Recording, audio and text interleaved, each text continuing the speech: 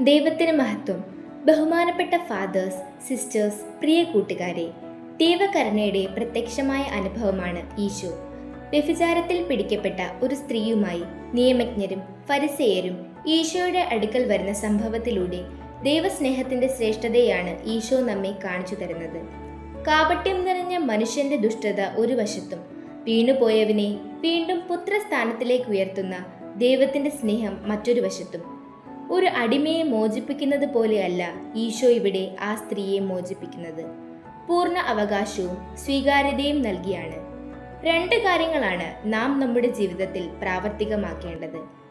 സ്വന്തം തെറ്റുകൾ മറച്ചു വെച്ചുകൊണ്ട് അപരനെ വിധിക്കാനുള്ള പ്രവണത ഒഴിവാക്കുക. സ്വയാവബോധം ദൈവകരുണയിൽ ആശ്രയിക്കുവാൻ നമ്മെ സഹായിക്കട്ടെ. ഇന്നലകളുടെ വീഴ്ചകളെയും വീണുപോയ സാഹചര്യങ്ങളെയും കണക്കിലെടുക്കാതെ നമ്മെ സ്വീകരിക്കുന്ന ഈശോയെ പോലെ മറ്റുള്ളവരെ സ്വീകരിക്കാനുള്ള മനോഭാവം വളർത്തിയെടുക്കുക. എല്ലാവർക്കും ദൈവാനുഗ്രഹങ്ങൾ നിറഞ്ഞ ദിവസം ആശംസിക്കുന്നു.